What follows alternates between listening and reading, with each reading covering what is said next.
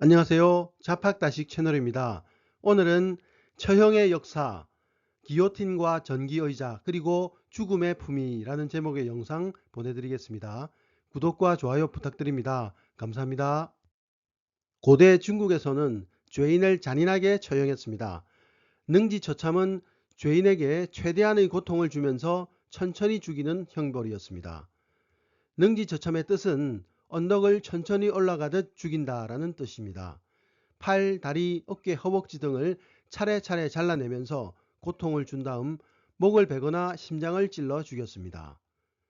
거열이 능지처참과 비슷한데 팔과 다리에 밧줄을 매달고 그 밧줄의 끝을 수레에 매달아서 말이나 소가 사방으로 끌면 몸이 찢어져서 죽었습니다. 거열도 잔인하기가 능지처참과 50보 100보 수준으로 참 잔인했습니다. 중국에는 펄펄 끓는 가마솥에 죄인을 삶아 죽이는 팽이라는 처형 방법도 있었습니다. 물론 조선에도 있었으나 신용만 내고 실제 삶지는 않았습니다. 죄인을 불에 달구어 죽이는 포락, 죄인을 눕혀 허리를 잘라 죽이는 요참도 잔인하기로 둘째가라면 새로웠습니다. 죄인을 죽인 후 젓갈로 담기도 했다고 합니다.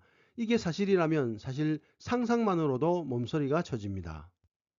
근대 이전의 유럽에서는 처형할 때 신분차별을 두었습니다. 귀족이나 성직자가 죽을 죄를 지으면 고통을 줄이기 위해 단칼에 참수했습니다.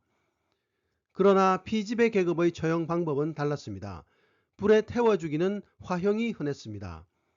그리고 죽을 때까지 고문하거나 고열형을 집행했습니다. 이유는 명확했습니다. 최대한의 고통을 주기 위해서입니다. 인간과 생명에 대한 예의보다 신분 질서가 더 중요하던 시절이었습니다. 1789년 프랑스 혁명이 일어났습니다. 고통 없이 죽을 수 있는 권리도 중요하다는 이야기가 나왔습니다. 프랑스 파리대학 의학부 교수이자 정치가인 조셉 기요탱이 대안을 내놓았습니다. 사형수가 편안히 죽을 수 있도록 기계장치를 사용하는 것이었습니다. 이 장치가 바로 단두대였습니다. 목을 자르는 기기라는 뜻입니다.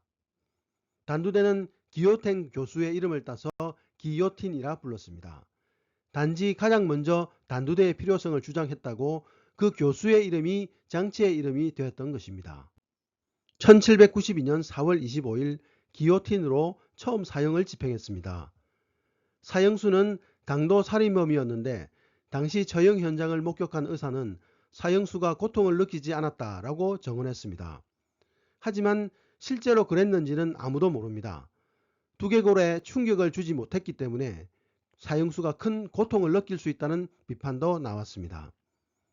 그게 사실이라면 기요틴도 죽음의 고통을 줄이지는 못했던 것입니다.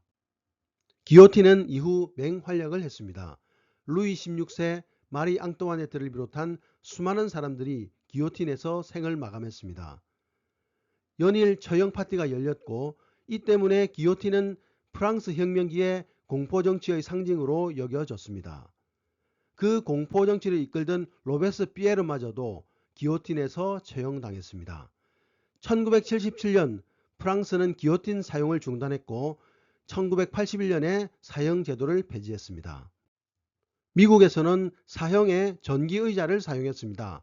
1890년 뉴욕주의 교도소에서 처음으로 전기의자를 이용한 사형이 집행되었습니다.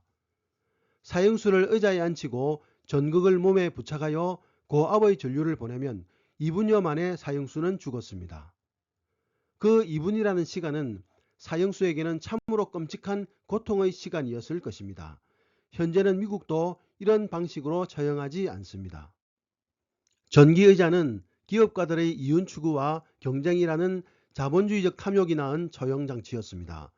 전기의자를 발명한 인물은 우리가 잘 아는 발명왕 에디슨이었습니다. 왜 에디슨은 죽음의 의자를 만들었을까요? 바로 자신의 경쟁 회사인 웨스팅하우스의 교류 송전 사업을 방해하기 위해서였습니다. 에디슨은 경쟁 회사의 교류 전기의 위험성을 부각시키기 위해 개와 고양이를 감전사시키고 그것을 사람들에게 보여주었습니다. 같은 이유로 사형 집행용 전기의자도 만들었는데 그 이유는 경쟁 회사의 약점을 부각시켜 자신의 이익을 찾기 위한 것이었습니다. 그러나 전기의자를 제안할 당시 그는 사형수들이 죽는 고통을 덜 느끼도록 해주고 싶었다라고 뻔뻔하게 말했습니다. 오늘의 참고도서는 B급 세계사라는 책이었습니다. 감사합니다.